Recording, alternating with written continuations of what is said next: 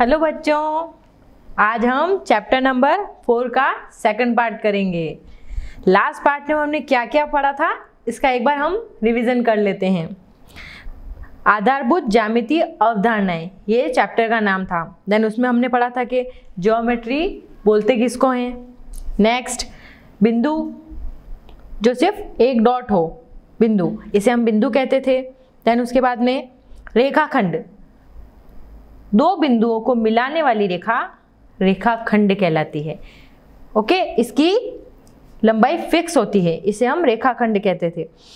Then रेखा, उसमें दो बिंदु तो होते हैं, अनंत बिंदु होते हैं, लेकिन वो ऐसे सिरे का निशान होता है, मतलब वो आगे कंटिन्यूस बढ़ते रहते हैं अनंत तक, तो इसे हम रेखा कहते थे। प्रतिच्छेदी रेखाएं, जब दो रेखाएं आपस में एक दूसरे को काटती है तो उनको प्रतिच्छेदी रेखाएं कहते हैं, जिसको हम L1 और L2 दो रेखाओं के नाम दिए थे, और वो किस बिंदु पर काट रही थी? P पर। उसके बाद में हमने पढ़ा था समांतर रेखाएं, जो बिल्कुल एक जैसी चले सीध में, जैसे रेल की पटरी। पढ़ा था ना हमने एग्जाम्पल। आपका स्केल देखा आपने, बिल्कुल दोनों लाइन एक जैसी सीध में चलती है। उसके बाद में हमने किरण पढ़ा था, जिसमें हमने टॉर्च का एग्जाम्पल देखा था कि हम जैसे ही टॉर्च चलाते हैं तो किरण एक बहुत अनंत दूरी तक जाती है। तो इसमें एक पीछे वाला इसका तो बिंदु होता है और आगे वाली किरण होती है, मतलब इस साइन से डिनोट करते थे हम। देन उसके बाद में हमने प्रश्नावली 4.1 स्टार्ट करी थी। उसके दो क्वेश्चन किए थे हमने, और क्वेश्चन नंबर 3 से स्टार्ट करना था। तो मैं आपको एक बार वापस बता देती हूँ। बिंदु ऐसा डॉट था ए, रेखाखंड ए बी, जिसको हम ए बी और लाइन, फिर उसके बाद में रेखा ए बी, तो इसको हम दोनों तरफ साइन से डिनोट करते थे। और उसके बाद थी किरण, उसको हम ए बी और ये वाला सिरा ऐसे डिनोट करते थे। आगे है यार सब, आपने सारे क्वेश्चन पढ़े होंगे और किए होंगे, तो करें थर्ड क्वेश्चन से। संलग्न आकृति को देखकर नाम लिखिए। इसमें हमको नाम लिखने हैं। देखिए, ए, रेखाएं जिसमें बिंदु ई सम्मिलित है, वह रेखाएं जिसमें बिंदु ई सम्मिलित है। अब सबसे पहले देखो बिंदु ई है कहाँ, ये भी। अब कौन कौन सी रेखाएं जिसमें बिंदु ए आ रहा है, तो आप देखेंगे कि एक तो इस रेखा में आ रहा है और दूसरी, एक तो इस रेखा में आ रहा है EF में, और एक AE में भी तो आ रहा है बिंदु। तो एक रेखा में बोल सकती हूं कि ये मेरी रेखा है EF। तो E बिंदु किसमें सम्मिलित है? देखो इसमें, देखिए कौन सा बिंदु है? E और F रेखा, इसको हम कहेंगे E और F, एंड देन उसके बाद में रेखा का साइन। सेकंड, ए से होकर जाने वाली रेखा, वो रेखा बतानी है जो ए से होकर जा रही है। तो ए से होकर कौन सी रेखा जा रही है? ए, देखो ए से होकर ये ऐसी कुछ जा रही है, तो उसको मैं क्या बोलूंगी? ए और ई, और ये क्या था? ई और एफ। थर्ड, वह रेखा जिस पर ओ स्थित है, हमें वह रेखा बतानी है जिस पे ओ स्थित है। अब ओ कहाँ स्थित है, ये देखिए, ओ कहाँ स्थित है, ये देखिए। तो वो कौन सी रेखा हो गई? कौन सी रेखा हो गई? OC।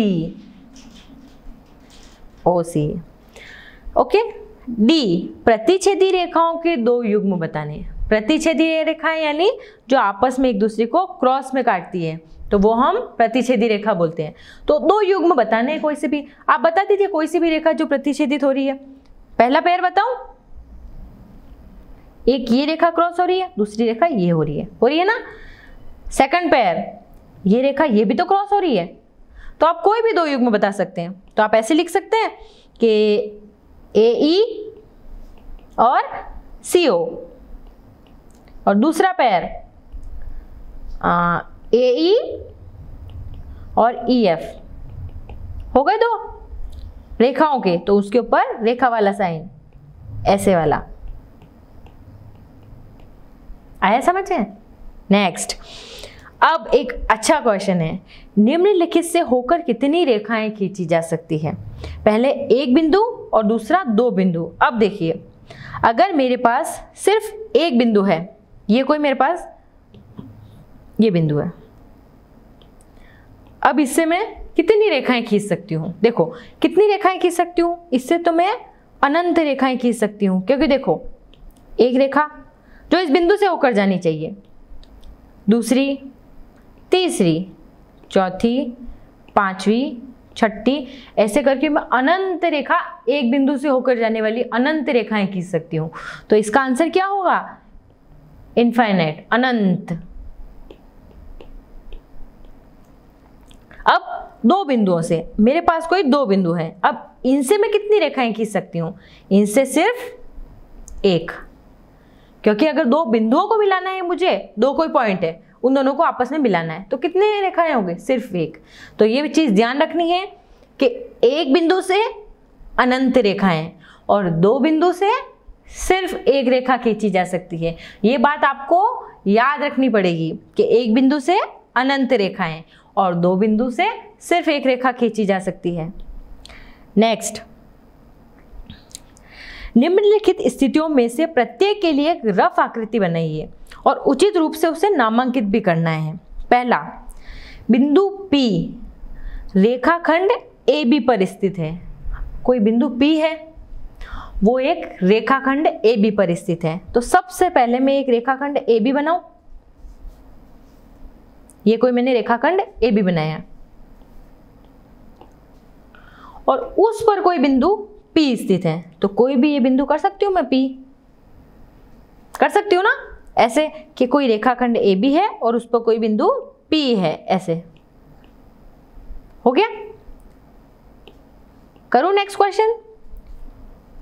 B, रेखाएं XY और PQ बिंदु M पर प्रतिच्छेदित करती है। दो रेखाएं हैं कोई, एक तो है XY, X और Y, और दूसरा है PQ। ये हो गई P और एक Q, ये रेखा है इसलिए ऐसा साइन आएगा। और किस बिंदु पर हो रही है? M पर। तो ऐसे कुछ बन सकता है, क्योंकि दो रेखाएं हैं और वो आपस में M पर क्रॉस हो रही है, प्रतिच्छेदित हो रही है, तो वो बिंदु हो गया मेरा M। ऐसे, तो ऐसे कुछ ये हो गई और ये बिंदु M हो गया। थर्ड, रेखा L पर E और F, रेखा L पर E और F स्थित है परंतु D स्थित नहीं है। सबसे पहले हमें कोई रेखा L बनानी है। ये कोई रेखा मैंने बना दी L, इस रेखा का नाम है L। इस पे E और F स्थित है, तो इस पे कोई बिंदु E और ये F हो गए स्थित है, लेकिन D स्थित नहीं है। तो अगर D स्थित नहीं है तो D मैं यहाँ बाहर बना सकती हूँ, ये कोई बिंदु D है, क्योंकि रेखा L है, ये रेखा L हो गई जो हमने बनाई, उस पे E और F स्थित है, तो E और F मैंने बना दिए। ये बिंदु तो इस रेखा पर स्थित है, लेकिन D उस रेखा पर स्थित नहीं है, इसका मतलब वो थोड़ा दूरी पर होगा। तो ये ऐसे होगा इसका सॉल्यूशन। ये कोई रेखा हो गई, उस पे E और F तो स्थित है पर D स्थित नहीं है, तो D बाहर के साइड में होगा। थर्ड, OP और OQ बिंदु O पर मिलते हैं। अब देखिए, दो रेखाएं हैं, एक तो OP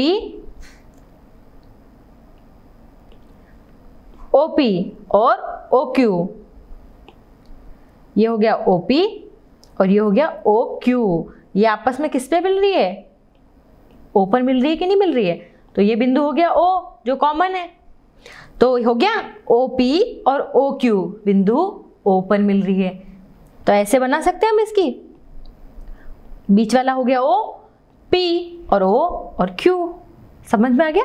देखो आप बिल्कुल ध्यान से क्वेश्चन पढ़ोगे ना तो आपको पता चल जाएगा कि इसमें बिंदु कौन है, रेखा कौन है। तो इसमें OP रेखा है और OQ वो भी रेखा है, और वो दोनों कहाँ पे मिल रही है? O पे। समझ में आए? नेक्स्ट क्वेश्चन करें। अब देखिए, अब ये कोई रेखा MN है, ये देखो, ये कोई रेखा एम एन है, जो आगे वाला, इस पे 4 बिंदु हैं, क्यू एम ओ एन और पी, ये कोई बिंदु है। हमें इसके बारे में सत्य या असत्य कथन बताने हैं। तो देखो, करें स्टार्ट। फर्स्ट,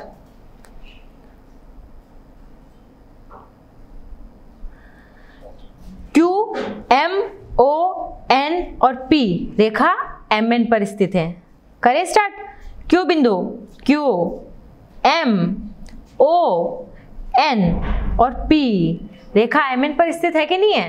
है, तो ये कथन सत्य है। नेक्स्ट,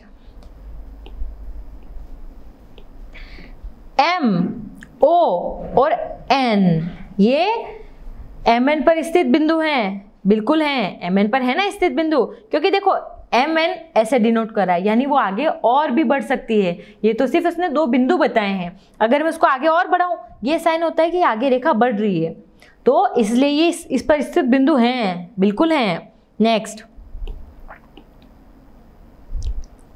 एम और एन रेखाखंड एम एन के अंतः बिंदु हैं। एम और एन रेखाखंड एम एन के अंतः बिंदु हैं बिल्कुल।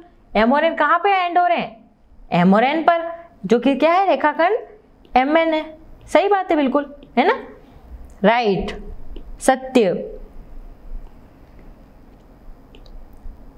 नेक्स्ट, ओ और एन रेखाखंड ओपी के अंतः बिंदु हैं, अंत बिंदु हैं, सॉरी, कहाँ है? ओ और एन, हाँ, ओ और एन रेखाखंड ओपी के, ओपी रेखाखंड है, इसके अंत बिंदु हैं। अब ये इसके अंत बिंदु हैं, अंत बिंदु कहाँ है? ओ और एन रेखाखंड के अंत बिंदु, एन तो मध्य बिंदु हो गया ना, तो ये गलत है। नेक्स्ट,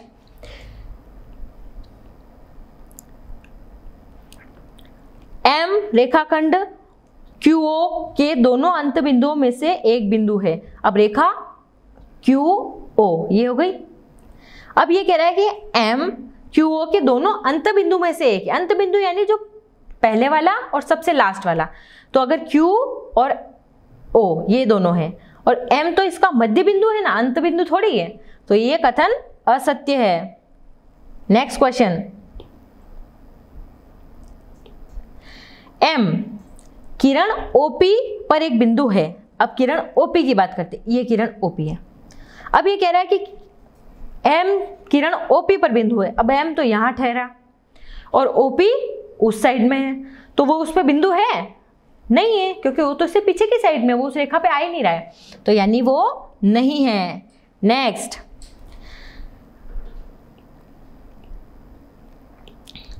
किरण जी, किरण OP किरण QP से भिन्न है। किरण OP, देखो OP कहाँ है? OP ये साइड, और OP और QP ये QP है। किरण OP और QP ये Q है और ये P है। किरण OP किरण QP से भिन्न है। भिन्न है ना, अलग ही है, क्योंकि ये किरण OP यही है और QP यहां से स्टार्ट हो रही है, तो यानी ये इससे भिन्न है। यस, सत्य। अगला क्वेश्चन, किरण OP वही है जो किरण OM है। किरण OP कहाँ है? ये OP वही है जो किरण O और M OM है, ये ऐसे है। दोनों सेम है? नहीं, ये नहीं है, असत्य। किरण OM OP के विपरीत नहीं है। अब पहले OM देखो, देखो जो दे रखा है ना, वो आप बिल्कुल पेंसिल लेके आप देखिए कि O कहाँ है, M कहाँ है, तो ये आपको बहुत अच्छे से समझ में आएगा। अब जैसे मैंने OM की बात की, तो O और M ये इस डायरेक्शन में हो गया। किरण OP के, अब O और P के विपरीत दिशा में नहीं है, लेकिन ये तो विपरीत दिशा में है ना, एक इस डायरेक्शन में जा रही है और एक इस डायरेक्शन में जा रही है, तो ये कथन भी असत्य है। नेक्स्ट, O किरण OP का प्रारंभिक बिंदु नहीं है। प्रारंभिक बिंदु नहीं है, ये नहीं बोल रहा है। तो सबसे पहले किरण OP, O और P, ये किरण की बात करिए, तो O तो इसका प्रारंभिक बिंदु है ना, पर ये बोल रहा है नहीं है, नहीं। ये देखो, ये चीज ध्यान से पढ़ना। आप सोचोगे इसने लिख रखा है प्रारंभिक बिंदु है, तो आप उसको सत्य कर दोगे, तो ये गलत बात है। नेक्स्ट, एन किरण एनपी और एनएम का प्रारंभिक बिंदु है। अब एन ये बिंदु है, किरण एनपी का और एनएम का, यहाँ से एनएम, ये दो किरण हो गई, तो उनका प्रारंभिक बिंदु है ना, यहाँ से स्टार्ट हो रही है। देखो ये एक बिंदु हो गया और ये एक किरण यहाँ से स्टार्ट हो रही है, ये बिंदु हो गया, तो ये इसका प्रारंभिक बिंदु तो होता है किरण में। जैसे अपन टॉर्च ले रहे थे, तो टॉर्च में जहाँ से हम टॉर्च पकड़ते हैं वो उसका प्रारंभिक बिंदु है, और जहाँ से जहाँ तक वो चलती है वो उसका अंत बिंदु है। तो उसकी डायरेक्शन अपन एरो से बनाते थे, लेकिन ये इसका प्रारंभिक बिंदु था ना, तो ऑब्वियसली एन किसका, एनपी और एनएम का प्रारंभिक बिंदु है। आ गए सत्य और असत्य का कथन संबंध समझ में अच्छे से। अगला टॉपिक पढ़े, वक्र। देखो वक्र क्या होता है। वक्र, क्या आपने कभी कागज पर पेंसिल की टेढ़ी मेढ़ी रेखाएं खींची है? ऐसा खींचने पर जो आकृतियां प्राप्त होती है वो वक्र कहलाती। आपने कभी यूं ऐसे हर किसी इमेज डाली है कि नहीं डाली है? तो ये वक्र होती है। आप कोई सी भी इमेज खींचो ऐसे ऐसे करके, तो वो कौन सी शेप है? वक्र। इनमें से कुछ आकृतियों को आप कागज पर बिना पेंसिल उठाए और रूलर का प्रयोग किए बना सकते हैं। ये सभी आकृतियां वक्र कहलाती है। जैसे आपने पेंसिल से कैसे भी आकृति बना दी, तो ये वक्र हो गया।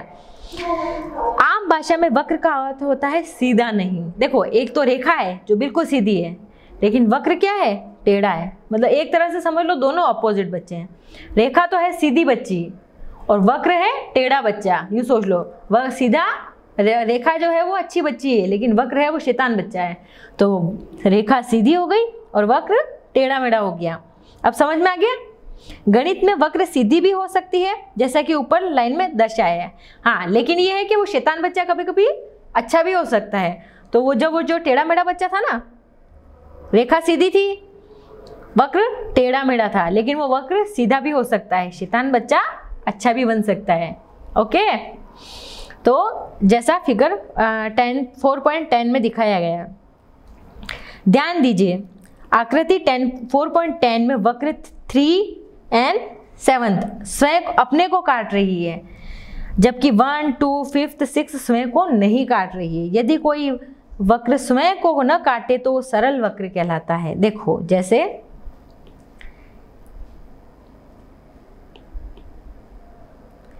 मैंने कोई लाइन बनाई, नॉर्मल ऐसे कुछ भी बनाया, तो वो खुद को नहीं काट रही है। देखो आपस में कहाँ कट रही है, लेकिन एक सी मैंने कोई इमेज बनाई जो खुद को ही काट रही है। जैसे ये देखो क्रॉस में जा रही है ना, ये ऐसे कैसे भी ऐसे, तो वो खुद को काट रही है। तो जो आपस में स्वयं को नहीं काटते हैं वो सरल वक्र कहलाते हैं, क्योंकि वो आपस में नहीं काट रहे हैं, तो वो सीधे इंसान है, तो वो सरल वक्र है। देखो अब जैसे फर्स्ट वाली इमेज में आप देखो, यहाँ से शुरू हुआ, ऐसे ऐसे ऐसे करके ऐसे गया, तो कौन सा है? सरल। सेकंड, ये ऐसे स्टार्ट हुआ, काटा खुद को नहीं, कौन सा हो गया? सरल। ये देखिए आपस में काटा ना, तो सरल नहीं, ये सरल, ऐसा कुछ सरल। ये इमेज भी सरल, लेकिन ये आपस में इसको काटा, तो ये सरल नहीं। तो 3rd और 7th ये ऐसी इमेज है जो आपस में एक दूसरे को नहीं काटती है। अब देखिए 5 सरल वक्र बनाइए और 5 वक्र ऐसे बनाइए जो सरल ना हो। तो आप कोई से भी बना सकते हैं, ये शेप बना दी, Z बना दिया, S बना दिया, कोई सा भी वक्र जो आपको, और एक जो आपस में एक दूसरे को काटे और तो वो सरल नहीं होंगे। तो ये आप कोई सी भी इमेज आपके आइडिया में बना सकते हैं। ऐसी कोई इमेज बना दी, कैसी भी, तो आप 5 ऐसी चीज़ें बनाओगे, 5 ऐसी आकृतियाँ बनाओगे जो सरल होगी और 5 ऐसी जो सरल नहीं होगी। अपनी कॉपी में आप बनाइए, वीडियो को पॉज कीजिए और 5 ऐसी आकृतियाँ बनाइए जो सरल है और 5 ऐसी आकृतियाँ बनाइए जो सरल नहीं है। ओके, आगे करें। अब आकृति 4.11 देखो, एक बार अपन आकृति देखते हैं तो आपको ये लैंग्वेज बहुत अच्छे से समझ आएगी। देखो ये यहाँ से शुरू हुई, यही खत्म हो गई। अब ये यहाँ से शुरू हुई और ये पूरी। अब आपको इसमें और इसमें कोई डिफरेंस लग रहा है? आप बताओ क्या डिफरेंस लग रहा है? आप बोलोगे मैडम एक तो मुझे खुला हुआ लग रहा है और एक पूरी क्लोज लग रही है जैसे, और एक थोड़ा ओपन है, ये देखो। तो ये है खुला वक्र और ये है बंद वक्र, ये दोनों में डिफरेंस है। अब देखो हम थ्योरी पढ़ते हैं, अब आपको अच्छे से समझ में आएगा। संलग्न आकृति 4.11 में दी हुई दोनों वक्रों में अंतर क्या है? पहली आकृति वक्र खुली हुई ओपन कर्व और दूसरी आकृति एक बंद वक्र है। देखो मैंने बोला ना, तो आप बता सकते हैं कि 4.10 में फर्स्ट, सेकंड, फिफ्थ, फोर्थ में बंद वक्र खुली और खुली वक्र बता सकते हैं। अब देखो, अब वापस अपन ऊपर चलते हैं। अब बताएं ऊपर वाली इमेज में देखो, फर्स्ट क्या है? खुली, क्योंकि देखो ओपन है ना।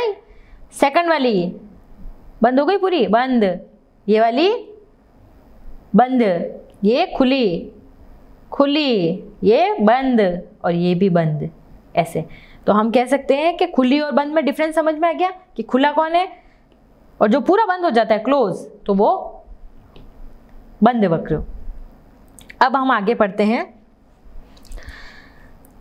एक टेनिस कोर्ट में कोर्ट रेखा उसे 3 भागों में बांटती है।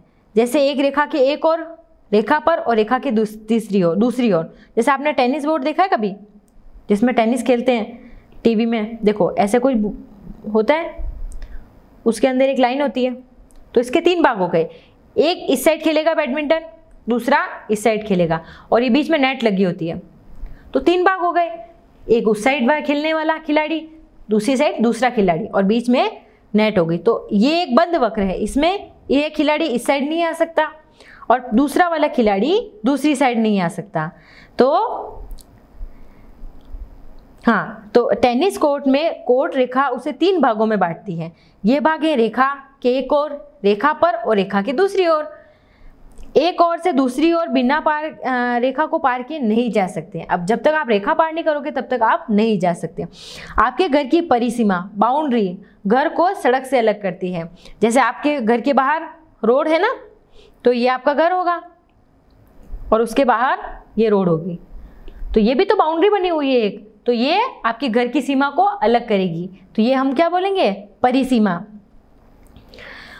आप परिसर के अंदर या बाड़े की परिसीमा और परिसर के बाहर की बात करते हैं। जैसे हमारा घर अंदर है तो हम अंदर हैं और बाहर की परिसीमा अलग होगी, तो इनको अलग अलग वर्ड्स हैं। इसी प्रकार एक बंद वक्र से संबंधित 3 भाग होते हैं जो पृथक पृथक अलग होते हैं। अब हमने कोई समझने के लिए, देखो मैं आपको एक एग्जाम्पल बहुत अच्छा देती हूँ। ये आपका घर है, ठीक है? आप घर के अंदर पापा हैं ए, आप गेट पे खड़े हो और मम्मी गेट के बाहर है।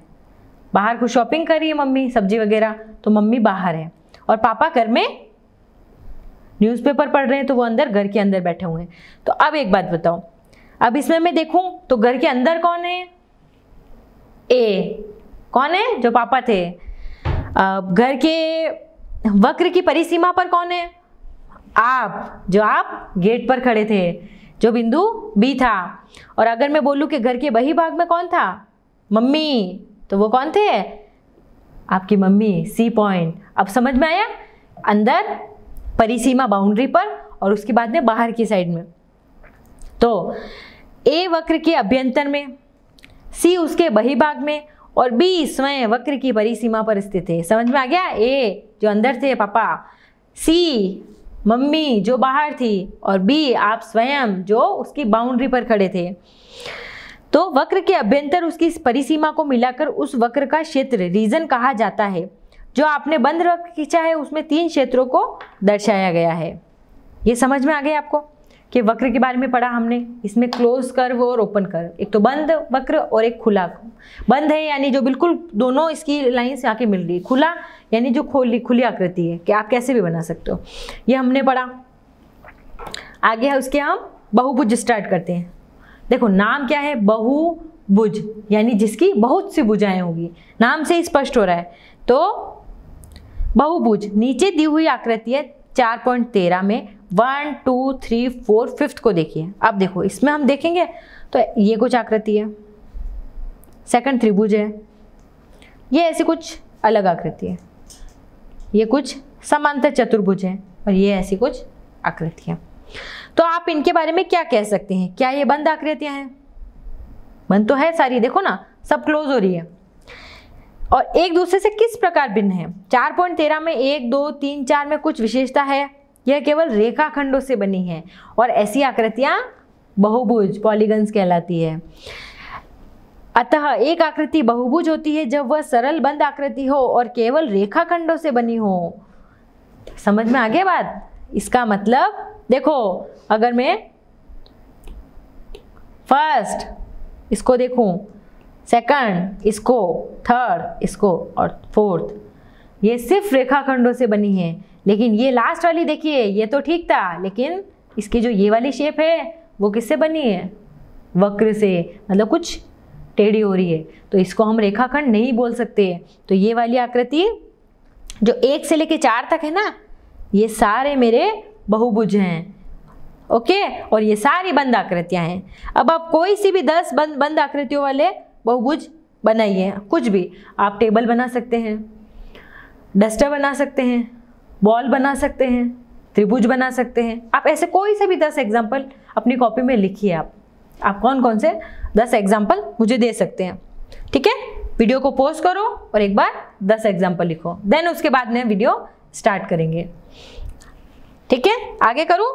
अब देखिए, निम्न की सहायता से एक बहुभुज बनाने का प्रयास कीजिए। अब हमको एक बहुभुज बनाना है और उसमें क्या लेना है? माचिस की 5 तीलियां लेनी है। अब माचिस की 5 तीलियां लूँ तो मैं कैसा बनेगा? देखो, आप खुद ट्राई करके देखो। 5 तीलियां लो और फिर उससे शेप बनाओ, कैसी बनेगी? तो देखो, 1 तीली, 2, 3, 4 और 5 तीलियां हो गई, तो ऐसी कुछ शेप बनेगी। अब माचिस की 4 तीलियां लिए तो आप क्या करोगे? 1 तीली यहाँ लगाओगे, दूसरी, तीसरी और चौथी, ऐसे कुछ वर्ग शेप बनेगी। अब माचिस की 3 तीलियां ली, आपने 3 तीलियां ली तो 3 से मेरा ऐसा कुछ त्रिभुज बना। अब माचिस की 2 तीलियां ली। अब देखो, ये तो सारी मेरा बंद वक्र था, लेकिन 2 तीलियों में क्या होगा? बंद नहीं हो रहा है, तो इससे मेरा बहुभुज नहीं बनेगा। इससे सिर्फ या तो लाइन बन सकती है, रेखा बन सकती है, लेकिन ये वाली कोई बंद बहुभुज नहीं होगा। तो इसमें हम उपरोक्त में किस स्थिति में यह संभव नहीं हुआ? देखो, लास्ट वाली में नहीं हुआ, क्योंकि 2 से मेरी कोई आकृति नहीं बन रही है, तो 2 वाली से सेम नहीं होगा, 2 माचिस की तीलियों से। आगे हम पढ़ते हैं भुजाएं, शीर्ष और विकर्ण। भुजाएं, शीर्ष और विकर्ण, 3 चीजें। आकृति 4.14 देखिए, इसको बहुभुज कहने के लिए कुछ कारण दीजिए। एक बहुभुज को बनाने वाले रेखाखंड उसकी भुजाएं कहलाती है। अब ये कोई रेखाखंड आकृति है 4.14। अब इसमें कितनी रेखाएं हैं? 1, 2, 3, 4 और 5 रेखाएं इसमें।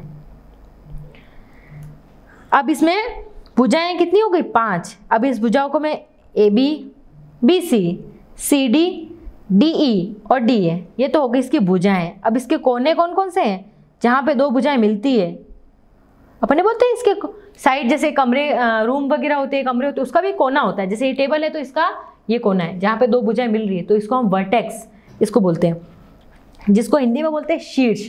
तो अगर मैं बहुभुज का शीर्ष बोलूँ तो शीर्ष कौन कौन से हो गए? A, B, C, D और E। और अगर मैं भुजाएं बोलूँ तो भुजाएं आप नाम लिख सकते हो, स्टार्टिंग यहाँ से करो, AB, BC, ये साइन लगाना मत भूलना, CD, DE और EA, ऐसे करके हम 5 भुजाओं के नाम लिख सकते हैं। हाँ, ये तो भुजाएं AE और DE बिंदु E पर मिलती है। E बहुभुज ABCD का एक शीर्ष है, B और C अन्य 2 शीर्ष हैं। क्या इन बिंदुओं पर मिलने वाली भुजाओं के नाम लिख सकते हैं?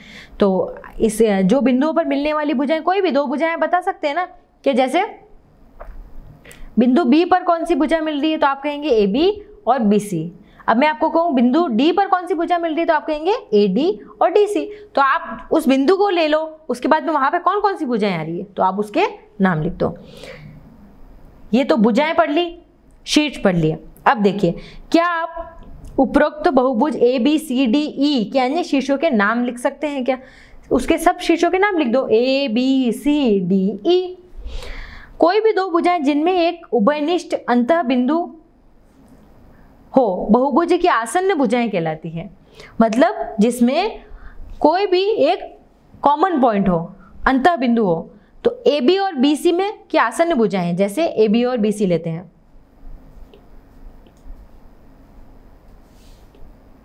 ए बी और बी सी, अगर इसको मैं देखूं तो इसमें मेरा कॉमन पॉइंट क्या है, B C, sorry B, A B और बी सी में मेरा कॉमन पॉइंट क्या है, बी, तो यही हो गई मेरी ए बी और बी सी आसन्न भुजाएं हैं। ए ई और सी डी के बारे में आप क्या कह सकते हैं। अब देखो ए ई कहाँ है, ए ई और सी डी, ये आसन्न भुजाएं नहीं है, ये तो आमने सामने वाली और ये अलग ही हो गई, तो इसको हम आसन्न नहीं कह सकते। बहुभुज की एक ही भुजा के अंतः बिंदु आसन्न शीर्ष एडजेसेंट वर्टेक्स कहलाते हैं। बहुभुज की एक ही भुजा के अंतः बिंदु, जैसे ए कोई भुजा है, इसके दो अंतः बिंदु जैसे ए और बी कोई हो गए, तो वो इसके क्या कहलाते हैं, आसन्न शीर्ष। शीर्ष ई और डी आसन्न शीर्ष है, जबकि ए और डी आसन्न शीर्ष नहीं है। अब देखिए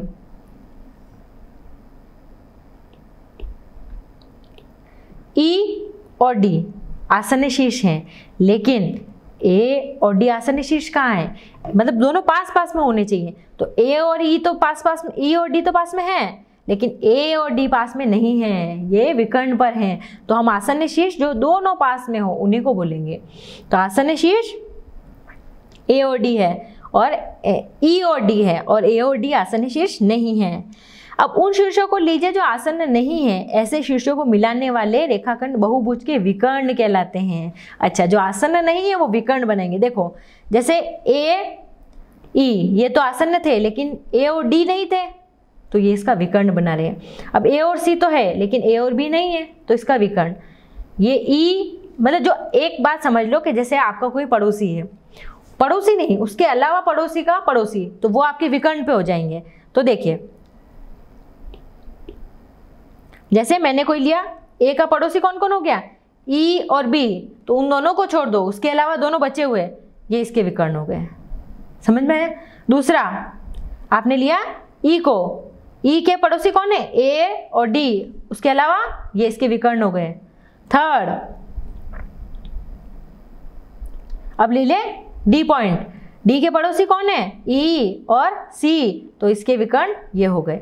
तो जो उसका पड़ोसी है उसको छोड़ के तीसरा जो इंसान है वो उसका विकर्ण होगा। तो हम जैसे क्रॉस में बना सकते हैं, जैसे ये मेरी कोई शेप है, ऐसी कोई मेरी शेप है, तो ये है ए बी सी और डी और ई, तो ए है, इसका पड़ोसी बी और ई है, तो ये ए डी और ए सी इसके विकर्ण हो गए। अब बी की बात करती हूँ, तो बी में इसके पड़ोसी ए और सी हैं, तो ई बी और ई डी इसके विकर्ण हो गए। अब कोई और बिंदु लूँ, ये सारे कवर हो गए, दूसरे हो गए सारे। अब कोई बिंदु सी लिया मैंने, तो सी में बी और डी इसके पड़ोसी हो गए, तो डी ई और ए सी तो पहले हो चुका है, तो ये इसके विकर्ण हो गए। मतलब पड़ोसी को छोड़ के दूसरे को सीधा मिलाना, तो वो हमारा विकर्ण कहलाता है। अब प्रश्नावली 4.2 स्टार्ट करें। फर्स्ट क्वेश्चन, नीचे दिए हुए वक्रों को खुली और बंद वक्रों के रूप में निरूपित कीजिए। देखो वर्गीकृत कर सकते हो आप, आपको देखो ऑब्वियसली दिख रहा है, ये कौन सा है, खुला, ये देखो ये बंद हो रही है पूरी, बंद, ये खुली, ये बंद, ये भी बंद। तो इसमें खुली कौन है, सिर्फ ये वाली और ये वाली, उसके अलावा तीनों बंद है। नेक्स्ट, निम्न को स्पष्ट करने के लिए रफ आकृतियां बनाइए। एक तो आपको खुला वक्र बनाना है, एक बंद वक्र बनाना है। खुला आप कुछ भी बना सकते हो और बंद में आप पूरा बंद कर देना, तो बंद वक्र हो गया। तो ये खुले और बंद के एग्जाम्पल है। हाँ, कोई भी बहुभुज खींचिए और उसके अभ्यंतर को छायांकित कीजिए। अब मैंने कोई भी बहुभुज खींच सकती हूँ मैं, जैसे मैंने खींच लिया कोई भी बहुभुज जिसकी 5 भुजाएं हैं, और इसके छायांकित भाग को, अंदर वाले भाग को छायांकित कर दिया, ये अंदर वाला भाग, तो मैंने इसको छायांकित कर दिया। तो ऐसे आप कोई सा भी बहुभुज खींच सकते हो, नॉर्मल ऐसे भी खींच सकते हो, इसके अंदर वाले भाग को छायांकित। अगला क्वेश्चन, संलग्न आकृति को देखकर निम्न प्रश्नों के उत्तर दीजिए। फर्स्ट, क्या यह एक वक्र है, ये वक्र है कि नहीं है, टेढ़ी मेढ़ी आकृति? यस, ये एक वक्र है। दूसरा, क्या यह बंद है? देखो, बंद है या खुला? खुला होता तो इसका कहीं मुंह ओपन होता, लेकिन ये तो बंद है, तो ये बंद भी है। नेक्स्ट, अब रफ आकृतियां बनाकर यदि संभव हो तो निम्न को स्पष्ट कीजिए। फर्स्ट, एक बंद वक्र जो बहुभुज नहीं है, मतलब बंद वक्र भी होना चाहिए लेकिन बहुभुज नहीं होना चाहिए। बहुभुज की कंडीशन थी कि उसमें सारी रेखाएं होनी चाहिए, कोई भी ऐसी राउंड शेप नहीं आनी चाहिए। तो अब हम ऐसा बंद वक्र बना लें जो बहुभुज ना हो। कुछ आ रहा है दिमाग में आपके? सबसे अच्छा एग्जाम्पल बताऊं? आपको भी मजा आएगा सुन के। ये देखिए, बंद वक्र भी है और बहुभुज भी नहीं है। बहुभुज में मुझे ऐसी भुजाएं चाहिए थी जिसमें सीधी भुजाएं आए, ऐसे ऐसे कुछ, लेकिन राउंड शेप नहीं होनी चाहिए। लेकिन ये बंद भी हो गया और बहुभुज नहीं है। केवल रेखाखंडों से बनी हुई खुली वक्र, मुझे सिर्फ रेखाखंड बनानी है और खुला होना चाहिए। तो ठीक है, स्टार्ट हो गए, रेखाखंड भी है और खुला भी है। नेक्स्ट, दो भुजाओं वाला एक बहुभुज। दो भुजाओं वाला बहुभुज पॉसिबल है? दो भुजाओं से तो कोई बहुभुज नहीं बनेगा, तो ये पॉसिबल नहीं है। देखो, ये हो गई आकृति जिसमें एक भी भुजा नहीं है लेकिन बंद है। नेक्स्ट, भुजाओं वाली बहुभुज जो खुला हो, खुला भी है, देखो ये ओपन है, यहाँ से ये यहाँ से ओपन है। और दो भुजाओं, दो रेखाओं वाली कोई बहुभुज पॉसिबल ही नहीं है, उसके लिए तीन तो होनी चाहिए। ये देखिए, ओके। अगला क्वेश्चन करें, अगला पढ़े पाठ कोण। देखो, अभी हमने बिंदु पढ़ा, रेखा पढ़ी, रेखाखंड पढ़ा, किरण के बारे में पढ़ा, उसके बाद में हमने वक्र पढ़ा, खुला वक्र, बंद वक्र, ये पढ़ा हमने और इनके बारे में क्वेश्चन किए। अब हम एक नई चीज पढ़ेंगे, कोण। देखो, कोण क्या होता है? जब दो रेखाएं आपस में एक दूसरे को काटती है ना, देखो ऐसे कुछ, तो कोण का निर्माण होता है, तो इसे हम कोण कहते हैं। ओके, तो ये कोण हो गया। तो इसी के बारे में हम पढ़ेंगे। जैसे ये कोई बॉक्स है, इसका ऊपरी सिरा दरवाजे की तरह है, बॉक्स के किनारे एडी, एज मतलब जो होता है ना कोने, ये इसकी एज है, तो एडी है, एडी ये कोई एज है इसकी। और दरवाजे के किनारे एपी, और ये कोई किनारा है दरवाजे के। जैसे आपने कोई बॉक्स है ना, तो उसमें नीचे वाला एक बेस और ढक्कन होता है और ऊपर वाला उसको आप ऐसे क्लोज, तो नीचे वाले की भी एज होती है और ऊपर वाले की भी एक कोना होता है, किनारे जिसको हम बोलते हैं किनारे। हाँ, तो किनारे दो किरणें कौन सी है? एक तो एडी और एक एपी, दो किरणें हो गई, एक तो एडी और एक एपी के रूप में कल्पना की जा सकती है। इन दोनों किरणों में एक उभयनिष्ठ अंतः बिंदु ए है। यह कहा जा सकता है कि दो किरणों से एक कोण बन रहा है। अब देखो, जैसे ये कोई बॉक्स था आपका, उसका ये ढक्कन है जो अभी खुला है, तो आप कह सकते हो कि इनके बीच में कुछ एंगल बन रहा है, तो ये ही मेरा कोण होता है, जो इस ऊपर वाले ढक्कन के किनारे से और नीचे वाले बॉक्स के किनारे के बीच में जो जगह होती है उसको हम एंगल बोलते हैं। मतलब जैसे ऐसी कोई शेप, तो बीच वाला एंगल होता है। हाँ, उभयनिष्ठ प्रारंभिक बिंदु वाली दो किरणों से कोण बनते हैं। देखो, कोण बनने के लिए दो किरणें आवश्यक है, ये दो किरणें हो गई, उनके बीच का कोण। कोण को बनाने वाली दोनों किरणें उसकी भुजाएं कहलाती है। तो अब जो दो कोण बनाती है ना, वो उसकी भुजाएं हैं। जैसे ये वाली भुजा ओपी और ओक्यू, ये दोनों इसकी भुजाएं हैं। उभयनिष्ठ प्रारंभिक बिंदु कोण का शीर्ष होता है, और ये जो प्रारंभिक बिंदु यानी जहां से जो स्टार्ट होती है वो इसका प्रारंभिक बिंदु है। तो इसमें प्रारंभिक बिंदु कौन है? ओ। समझ में आ गया? दो किरण है, दो किरणें ऐसे आपस में स्टार्ट होती है यहाँ से ऊपर, ये वाली यहाँ पे ऐसे, और इनका जो प्रारंभिक बिंदु है वो यहाँ से, तो ये मेरा इसका प्रारंभिक बिंदु है। और कोण होने के लिए दो किरण का होना आवश्यक है, तो ये दो किरणें हो गई और ये इसका प्रारंभिक बिंदु हो गया। संलग्न आकृति में किरण ओपी और ओक्यू से बने एक कोण को दर्शाया है। कोण को दर्शाने के लिए शीर्ष पर एक छोटे वक्र का प्रयोग किया है। ओ इस कोण का शीर्ष है। ओ इस कोण का शीर्ष है। क्या कोण की भुजाएं क्या है? क्या ओपी और ओक्यू नहीं है? ओपी और ओक्यू, इसकी ये किरण ओक्यू, ओपी एंड ओक्यू नहीं है क्या इसकी भुजाएं? इस कोण को हम किस प्रकार नामांकित कर सकते हैं? क्या हम इसे कह सकते हैं कि O पर कोण है, या और अधिक विशिष्टता के लिए हम कोण की दोनों भुजाओं पर एक एक बिंदु लेकर उसके शीर्ष को लेकर कोण का नाम लिख सकते हैं? देखो, अगर मैं आपको बोलूं कि सिर्फ कोण O है तो आपको एग्जैक्ट पता नहीं चलेगा, लेकिन मैं उसका स्टार्टिंग और लास्ट पॉइंट बता दूं कि ये P कोई बिंदु है और ये Q कोई बिंदु है, तो मैं कहूं कि P से स्टार्ट होके Q ये कोई कोण बन रहा है, तो मैं इसको ऐसे लिख सकती हूँ, एंगल PO और Q। ऐसे मैं एंगल बता सकती हूँ ना कि एंगल POQ है, क्योंकि एंगल को हमको डिफाइन करने के लिए उसके फर्स्ट वाला पॉइंट और लास्ट वाला पॉइंट, दोनों पॉइंट हमको पता होने चाहिए। और जैसे जैसे हम O की बात कर रहे हैं तो PO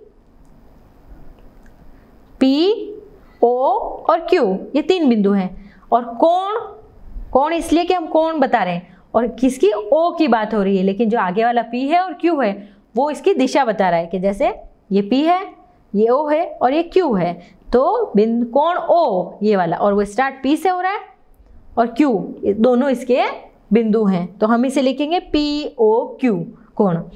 अब देखिए आकृति 4.18, इसमें कोण का नाम इसे हम P कह सकते हैं।